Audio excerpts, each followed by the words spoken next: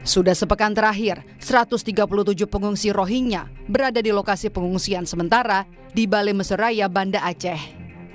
Sejumlah anak kini mulai mengalami ruam dan bintik-bintik kemerahan pada wajah. Kondisi lokasi pengungsian dinilai tidak ramah ibu dan anak-anak karena tidak ada ruang khusus bagi mereka untuk menyusui maupun menidurkan anak. Mereka kini masih menunggu kepastian dari pihak UNHCR soal relokasi ke tempat penampungan yang lebih layak. Menko Bidang Pembangunan Manusia dan Kebudayaan Muhadjir Effendi meminta UNHCR segera mencari solusi soal gelombang pengungsi Rohingya ke Indonesia. Muhadjir bilang, Indonesia tidak punya kewajiban menampung para pengungsi karena tidak terikat Konvensi Pengungsi 1951. Selama ini, Indonesia menangani pengungsi Rohingya karena isu kemanusiaan. Muhadjir memastikan pemerintah tetap memprioritaskan warga negaranya dan tidak akan memberikan hak konsesi kepada para pengungsi. Kita betul-betul hanya menggunakan atas dasar kemanusiaan, tidak atas dasar yang lain. Jadi kalau memang nanti pada akhirnya itu harus kita serahkan urusannya kepada UNHCR yang memang bertanggung jawab itu, ya harus segera kita lakukan dan sebaiknya pemerintah atau kita tidak akan beri konsesi apapun, termasuk resettlement. Tidak ada kita akan misalnya menampung kemudian kita berikan tinggal di tempat tertentu, tidak ada. Sementara itu, Polresta Banda Aceh menetapkan satu warga Rohingya yang mendarat di Pantai Belang Ulam, Aceh Besar sebagai tersangka tindak pidana penyelundupan manusia. Polisi telah memeriksa sejumlah barang bukti dan 12 saksi pengungsi Rohingya. Polisi menyebut tersangka berperan sebagai orang yang mengajak dan mengkoordinir warga etnis Rohingya untuk pergi meninggalkan kamp pengungsi di Cox's Bazar, Bangladesh menuju ke Indonesia. Diduga bahwa memang tersangka ini melanggar pasal 120 ayat 1 Undang-Undang Keimigrasian. Jadi pada umumnya masing-masing warga Rohingya tersebut itu menyetor uang sebanyak 100.000 sampai dengan 120.000 taka atau 14 juta sampai 16 atau 17 juta rupiah, demikian. Per orang. Ya. Pak, apa yang keuntungan yang didapatkan tersangka, Pak? Ya, itu istri dan anaknya termasuk dirinya itu gratis kemari. Kepada para korban, tersangka meminta bayaran 100 hingga 120.000 taka atau sekitar 14 hingga 17 juta rupiah per orang. Polisi menyita 2 buah ponsel termasuk foto ketika tersangka menerima uang dari para pengungsi. Tim Liputan Kompas TV.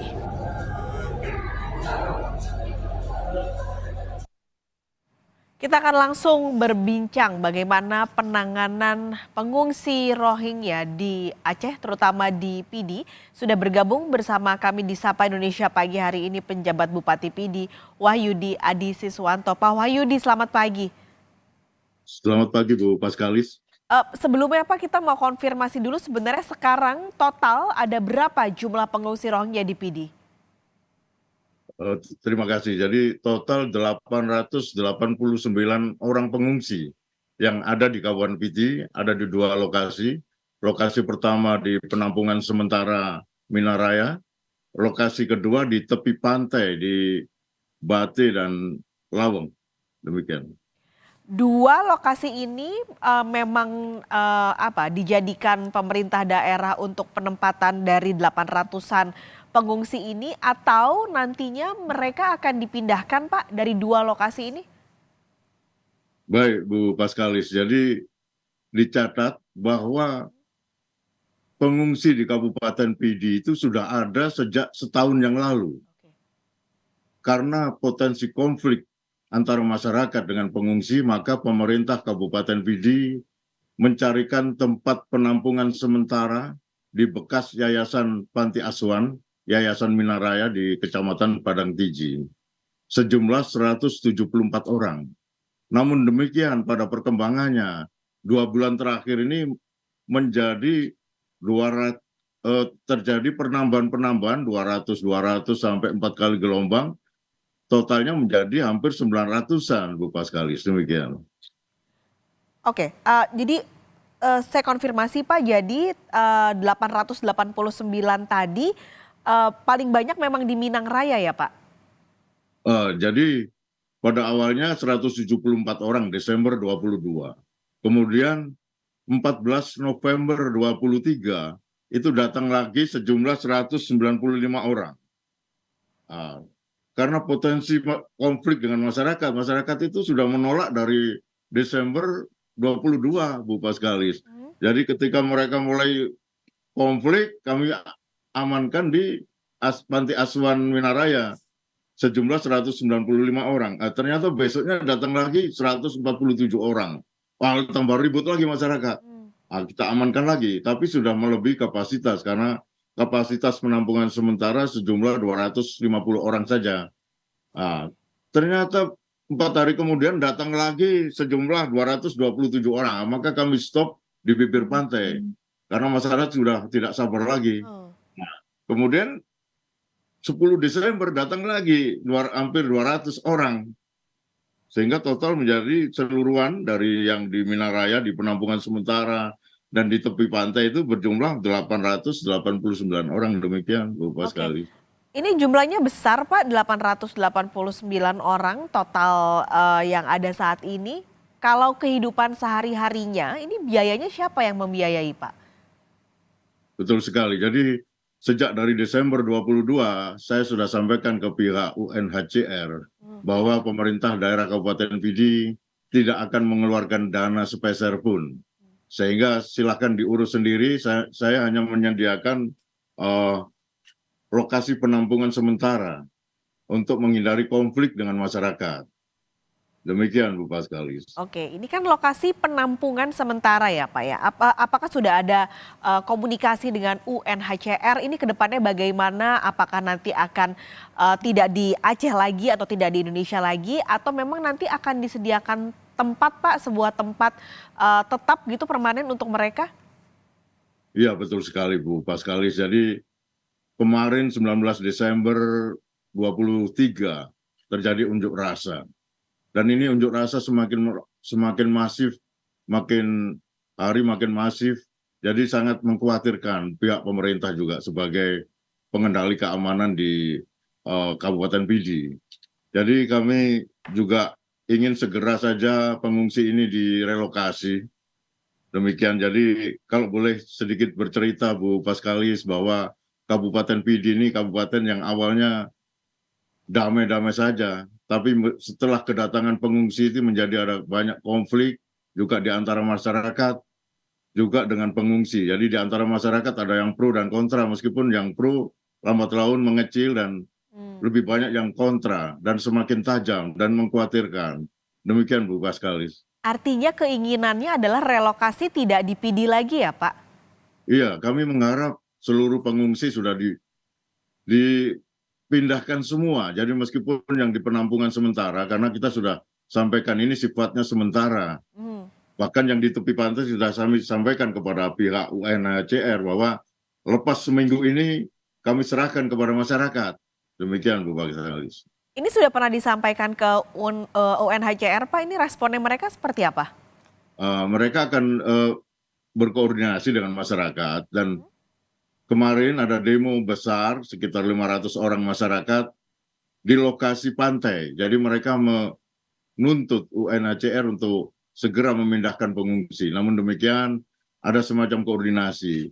Tetapi yang perlu dicatat bahwa jangan masyarakat menjadi tertuduh seolah-olah memiliki motif ekonomi dalam aksi tersebut. Karena masyarakat lebih baik pengungsi ini pergi saja daripada mereka harus istilahnya dituduh sebagai punya motif di belakang aksi unjuk rasa mereka. Demikian. Jadi ada semacam negosiasi dengan pihak UNHCR kemarin. Demikian Bu. Selama ini Pak yang terjadi ini kan sepertinya terus-menerus datang ya Pak pengungsi, terutama ke Pidi. Pak Wahyudi bisa cerita apa yang terjadi gesekan-gesekan antara pengungsi dan juga masyarakat di Pidi itu seperti apa Pak gambarannya? Betul sekali. Jadi kami ingin bercerita fakta. Fakta ini nampaknya semakin berkembang dan semakin tajam. Fakta pertama, perilaku masyarakat pengungsi itu pertama keras, kasar, kotor, ya kotor itu artinya buang air sembarangan. Mereka kayak tidak bisa membuat semacam tempat pembuangan yang jauh dari pemukiman mereka, tidak. Jadi asal-asal dekat-dekat mereka buang air. Jadi kotor sekali. Kemudian tidak berterima kasih karena apa-apa yang sudah disumbangkan kayak baju itu dibuang-buang saja. Kemudian makanan mereka tampak kurang terus-menerus. Kami juga heran ini kenapa demikian. Tapi itu yang menyebabkan fakta di lapangan masyarakat menjadi benci dengan pengungsi. Kemudian opini yang bertambah sekarang, opini masyarakat bertambah ini kayaknya di masyarakat kan kemarin saya sampaikan ada asumsi, ada spekulasi. Asumsinya ini pasti human trafficking atau people smuggling. Nah, sekarang sudah bertambah ini pasti serangan negara dengan cara mengirim pengungsi, ribuan pengungsi ke Indonesia. Serangan negara lain itu sudah berkembang demikian asumsi-asumsi. Dan spekulasinya akan terus dikirimkan ribuan pengungsi ke Indonesia. Itu spekulasi masyarakat dan tentu akan menumbuhkan persoalan-persoalan seperti penyakit atau budaya-budaya yang berbeda. Demikian Bu Paskalis. Adakah yang dilakukan Pemda Pak untuk menekan atau supaya tidak terjadi gesekan yang semakin besar begitu antara warga dan juga pengungsi? Betul sekali. Jadi kebijakan Pemda pertama mencarikan penampungan sementara yang kemarin. Kemudian yang kedua menghimbau masyarakat untuk tidak anarkis, tidak melakukan kekerasan terhadap pengungsi. Tetapi memang ada nego-nego dari masyarakat supaya pengungsi yang kuat-kuat, yang laki-laki, yang di penampungan sementara itu harus diganti dengan yang anak-anak. Jadi ada semacam toleransi masyarakat itu. Saya lihat toleransi masyarakat Kabupaten Pidi ini sangat besar. Sehingga perlu diapresiasi Bu Paskalis. Kalau mereka tidak toleransi, itu semua sudah diusir, dibalikin ke laut semuanya. Tetapi mereka berpikir anak-anak kasihan juga. Tetapi yang laki-laki yang kuat-kuat itu jangan makan tidur doang, seperti itu Bu Paskalis. Demikian ya. Ini pemerintah pusat kan juga ikut ingin mengkoordinasikan dengan daerah lain seperti di Riau, lalu juga ada di Sumatera Utara untuk permasalahan pengungsi ini Pak. Sudah adakah update-nya Pak Wahyudi? Sampai sejauh ini belum ada, tetapi kami optimis pemerintah tentu berupaya untuk mencarikan lokasi penampungan sementara. Untuk provinsi sendiri sudah berupaya untuk mencarikan lokasi di beberapa kabupaten, ternyata penolakan masif masyarakat dipertimbangkan untuk tidak segera melakukan relokasi demikian. Tetapi di Kabupaten Pidi sendiri, upaya pemerintah sejauh ini masih bagaimana menghimbau masyarakat untuk tidak anarkis dan melakukan toleransi-toleransi.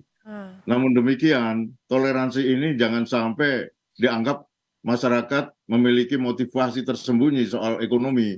Masyarakat lebih baik pengungsi semua tidak ada di Kabupaten Pidi. Yang selama ini tenang, gara-gara pengungsi ini menjadi saling tuduh-menuduh, saling mencurigai, demikian Bu Paskalis.